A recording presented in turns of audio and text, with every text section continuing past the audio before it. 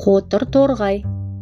Бір қотыр торғай шеңгелге қонып отырғанда, жарасының қара қотырланған аузын шеңгелдің тікенегі сыдырып кетіпті. Торғай ашуланып, «Қап бәлем, сені ешкіге айтпасам ба?» деп ешкіге келіп, «Ешкі, ана шеңгелдің сылдырмағын неге жемейсің?» Ешкі: «Оны жемек түгілі өзім лақтай алмай жатырмын». Торғай: «Қап бәлем, сені қасқырға айтпасам ба?» Қасқыр, ана ешкіні неге жемейсің?» «Оны жемек түгілі байдың жабағысын жеп тауса алмай жатырмын». Торғай: «Қап бәлем, сені жылқышыға айтпасам ба?» Жылқышы, ана қасқырды неге ұрмайсың?» Жылқышы: «Оны ұрмақ түгілі өзім ұйқым қанбай жүр». Торғай: «Қап бәлем, сені байға айтпасам ба?» Байеке, ана жылқышыны неге ұрмайсың?»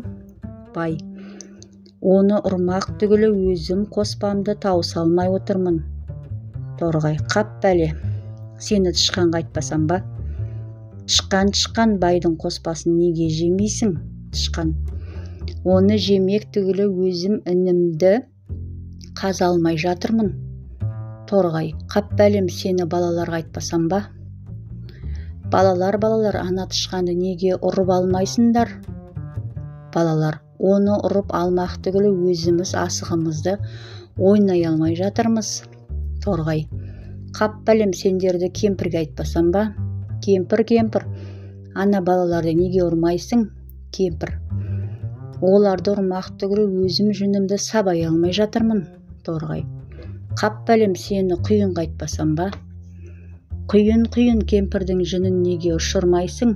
Құйын соғып кемпірдің жүнін ұшырады. Кемпір келіп балаларды ұрады. Бала тышқанды ұрып алады. Тышқан байдың қоспасын тесті. Бай жылқышыны ұрады. Жылқышы қасқырды ұрып алады. Қасқыр ешкіні жейді.